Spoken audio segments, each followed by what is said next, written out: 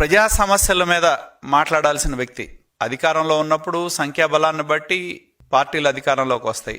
ఆయనకి 11 మంది శాసనసభ్యులను ఇచ్చారు. మరి ఇప్పటి వరకు అసెంబ్లీకి వచ్చి నోరు తెరవడు, ప్రజా సమస్యల మీద మాట్లాడు. అటువంటి వ్యక్తి రాష్ట్రంలో ఏ కొద్ది అంశం వచ్చినా కూడా దాన్ని ఒక అసత్య ప్రచారాలతో ఆ ప్రాంతాల్లో ఏ విధంగా అరాచకాన్ని సృష్టిస్తా ఉన్నాడో మనం చూడటం జరుగుతూ ఉంది. ఎందుకంటే మనం చూసాం ఏ విధంగా ఈ మధ్య కాలంలో సాక్షి టీవీలో తనకు సంబంధించిన ఎడిటర్ కొమ్మినేని శ్రీనివాసన్ కూర్చోబెట్టి కృష్ణరాజు అనే ఒక అనలిస్ట్ ద్వారా ఏ విధంగా తన వ్యాఖ్యల ద్వారా ఈ ఆంధ్రప్రదేశ్ రాష్ట్రంలో అంతా ఎక్కువగా మహిళల మీద అసభ్యకరమైన వ్యాఖ్యలు చేసిన నేపథ్యం కూడా మనం రాష్ట్రంలో చూడటం జరిగింది. అంటే తన యొక్క అధికారం కోల్పోయాన అసహనం గాని, ప్రజలు తనకి అధికారం ఇవ్వలేదని, మహిళలకు తనకు ఒక ఓట్లేయలేదనే ఒక ఆలోచనతో మరి ఏ విధంగా వాళ్ళ యొక్క పరపతిని, గౌరవాన్ని, ఆత్మాభిమానాన్ని దెబ్బతీసే విధంగా తన సతీమణి భారతీ రెడ్డి నడుపుతా ఉన్న సాక్షి ఛానల్లో ఏ విధమైన వ్యాఖ్యలు చేయించారో మనం చూడటం జరిగింది.